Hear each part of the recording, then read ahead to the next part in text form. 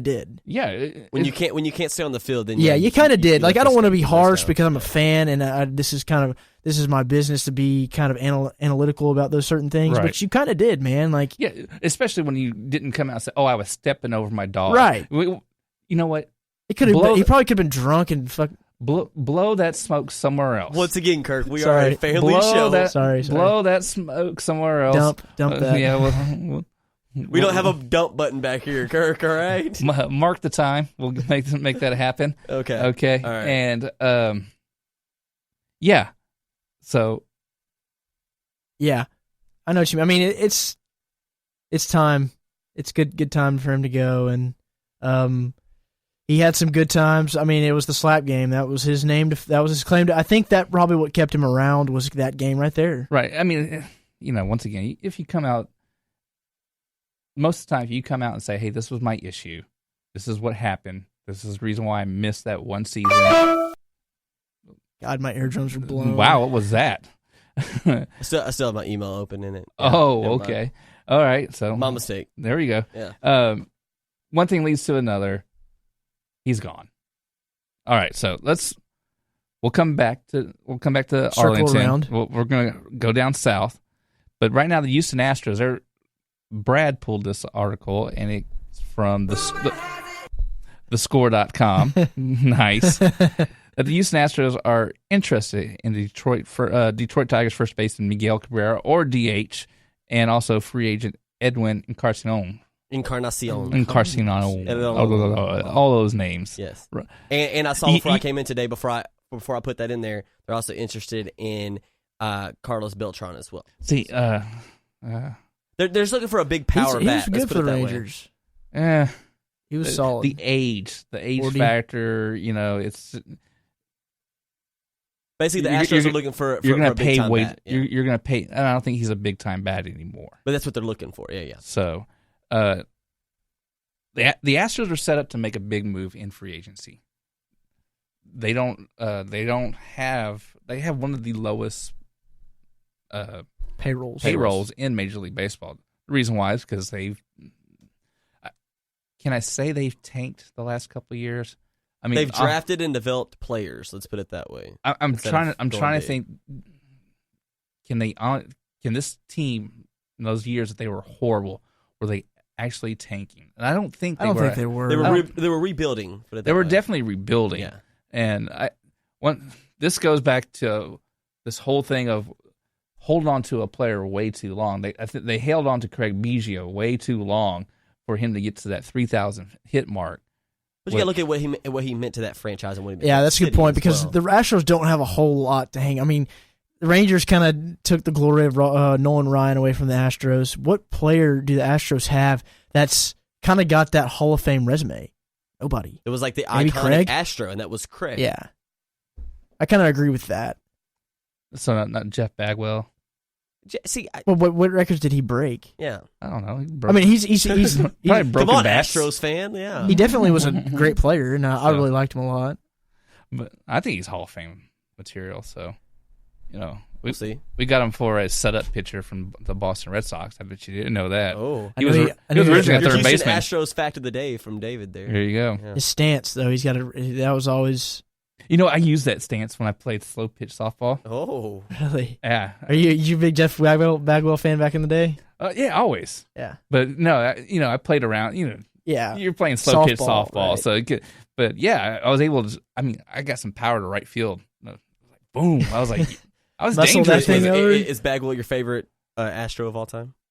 I have to think about that one. Probably so. Yeah. Before we started bashing the Rangers, maybe Bill Dorn. Okay, that's a name that you guys probably don't know. He was a second baseman back in Dorn. You said D-O-R-N. Dorn. D-O-R-N. Okay, Dorn. Remember Major League? Yes, because his name was Richard Dorn. Dorn, spelled the same way. Okay, so gotcha. But yeah. Anyways, back to the Astros. Yes. It said, reported by John Morosi of Fox Sports, Houston is set to pursue one sluggers to beef up their lineup, and one of them is Miguel Cabrera or Edwin Encarnacion. But the Edwin Encarnacion is being really sought after by the Blue Jays, the team he was recently on. And I don't see him going anywhere, to be honest with you. I think the Rangers have a shot at him. I think they will. I think they'll make a hard push for him because they need a bat and they need a designated hitter. So you don't think Beltran's coming back? No, I don't think Mitch is back. I don't think Beltran's back. Okay. See, I like Cabrera, Miggy, to call him. Right after the Astros went to the World Series, they signed Carlos Lee, and he came from Milwaukee, and once again he was considered one of those big bats, but he wasn't that much of a power hitter. Once he came to Houston, fizzled out. I don't know if he fizzled out. He was at one point, but he was on his way out. But every time there was a run on second or third, man, he got him home every time. And I will give Carlos Lee credit. I mean, there was nothing really much around him, but he was a great player. And when I'm seeing Miguel Cabrera going to the Astros, that's what I'm thinking is they're going to get a Carlos Lee that may not have the power. Well, I don't know if Cabrera will still have the power moving forward. I mean, he looks like it. If they got Miguel Cabrera, they would be the favorites in the AL. I always get nervous with free agents, bringing a free agent from another team that a team doesn't want to pay big money for. Right. The reason why I say this is because if you take the Prince Fielder situation, he played for the Tiger. He played for even the Tigers for the Angels. Right. Yeah. No, he played for the Milwaukee Brewers, then he played for the Tigers. Never missed a game, never due to injury. And all of a sudden, he gets this big contract and comes down to Texas. Guess he has neck problems. Cabrera's been around a little bit, so I'm kind of wondering. He's been in the league more than. Oh, he was in the league since he's 20. He's probably 34 right now, 33. Right, so he's been in the league over 10 years. So I'm kind of so I kind of worry about, is there an injury that we just don't know about, and that's being masked right now. Well, I mean, they're going to do a physical on him. Yeah. But is there a chance? Am I going to get filtered? I'm going to use. That's good. Am I going to get filtered? Prince there? Yeah. And I've always liked Prince Fielder. Even when people were kind of bashing him here, I always liked him. I thought he was a stand-up person. So listen to this. Okay, so the Astros, the Tigers have said that they will listen to offers for Justin Verlander and Miguel Cabrera. Is there a shot that maybe Astros could pick both of them up? Because they are loaded from top to bottom with prospects. I mean, they have besides the Cubs, maybe the deepest system in the American League, maybe even MLB. Could they swing that? I mean, those are two really high paid guys, kind of on the downturn. Verlander. I wouldn't want Verlander. You would want Verlander as the number 2 behind Keuchel? No. He struggled. He had a great year this year. Let me see if I can pull his number. He's a finalist for the whatever the award is for best pitcher, Cy Young. Okay. Let me see if I can pull his stuff up. He had a good kind of renaissance year this year. He's been bad in the past. The sad thing is he's pitching in Detroit, they weren't really in the hunt at all. Right. They kind of pushed it on there at the late half of it. But Justin Verlander's 33. Okay. So he's the same age as Miggy. This year, 2016, he was 16-9 with a 3.04 ERA. Okay. How many strikeouts did he have? He had strikeouts. He gave up 30 home runs. 30 home runs. Wow, that's a lot. Mm-hmm. 77 earned runs. Let's see. Where's his... he did start 34 games. Okay. That's second highest of his career.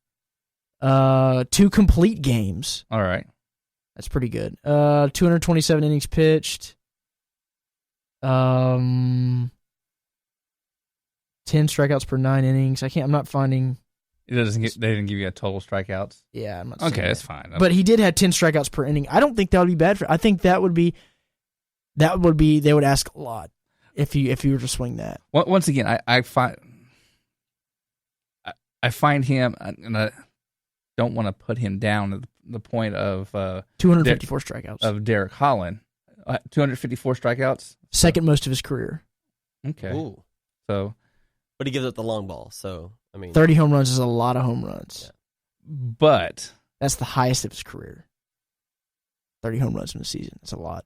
I couldn't see myself paying him over $3 or $4 million a season For Verlander? for Verlander. Oh, he'll want more than that. Exactly, and that's You got to overpay, especially for guys like Verlander. You're going to overpay for. so It's the way the market demands. Yeah, but I don't know. I think if you're the Astros, I think you look at that. I think you need to take a next step. Like we were talking before pre-show. Especially in the trade market, where you could give up a few prospects to get guys that help you win now. And I'm all for that. I think prospects are made for trading. I'll tell you what, we'll look into that just a little bit more next time because Lone Star Baseball is a brand new segment. But let's get into the postseason awards. American League MVP, they were announced just a couple days ago. In the American League, we had Jose Altuve from the Houston Astros, Mookie Betts, Boston Red Sox, and Mike Trout for the AL MVP. Chris Bryant for the NL MVP, Chris Bryant for the Cubs, Daniel Murphy of the Nats, and Corey Seager of the Dodgers. Seager. And the winners were announced. The nominees were announced. You said the winners were announced. Oh, okay. These are the nominees. The nominees. Did I say winners? Yes. Well, they're winning because they're in this list. Oh, all right.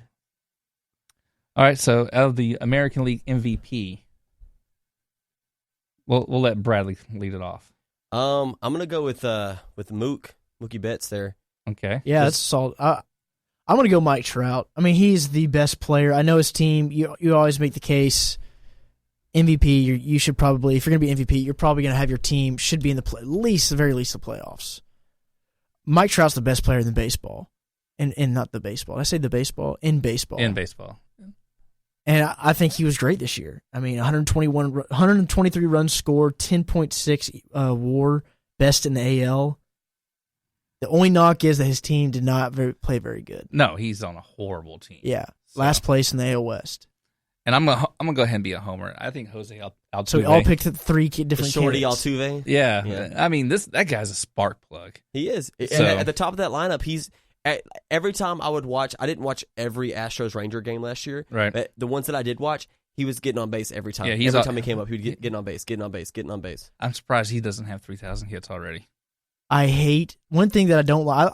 I don't mind Altuve, but one thing that just really makes me not like him is his walk-up antics. Have you seen him? Where he shakes his head down and up and down like that, and then he He's got to get in the zone, man. He readjusts that helmet. I get baseball is about routine, but man, pick a new routine, dude. Like that is. I can't watch you at bat like that. Get in the box, grab your stick. Yeah, let's go. Put it up. Let's gloves, go. I'm okay with doing your gloves. That's what I did. Whenever my routine was always tightening my gloves. You know, we should probably bring Gavin Mitchell back in one time about speeding up the game. So yeah, ask him about what is he. I saw that today that they were going to look at in the offseason something about speeding up the pace of play. Okay, so let's go to the NL MVP candidates. Chris Bryant of the Cubs, Daniel Murphy of the Nationals, and Corey Seager of the Dodgers. Yes, sir. And that's who my pick is. Because if you look at the Dodgers lineup, who else did they have? And they were in the playoffs. Yasiel Puig. Okay, Puig. Don't get me started on Puig because Puig is so inconsistent. He doesn't even factor in for me. But Corey Seager, even as a rookie, to even be included in the National League MVP race speaks for itself. Is Puig? Is he a free agent? I think so. Oh, I know they were trying to trade him. I don't know if he's a free agent, but they were trying to trade him. I would go to town on that one. You'd want him? Oh yeah. He's a head case. Oh, I don't care. He's the new Manny Ramirez. Well, put Manny Ramirez is a Hall of Famer. Exactly. Put him in the Astros uniform. I would take Puig in a heartbeat. He's got that type of talent, but he's the same kind of head. I don't case care if as he's Manny. crazy. Who you taking there? Daniel Murphy. Daniel Murphy. I mean, he just continued from the World Series run that he had in the playoffs, and he just continued it all throughout the season. To me, that's an MVP type player. You ended playing the at season, MVP level. Yeah, you ended it high. You came back. You continued that high consistency. Yeah. Yeah. Who you got there, Kirky? I'm going Chris Bryant. All three different again. Oh, man. 39 home runs, 121 RBIs. Man, 7.7 WAR. I mean, it's pretty solid stuff right there. And his team won the title, so you can And he was probably the best player. Anthony Rizzo and him were probably the best players on the team. Well, Javi Baez was their best player in the playoffs, so in my opinion.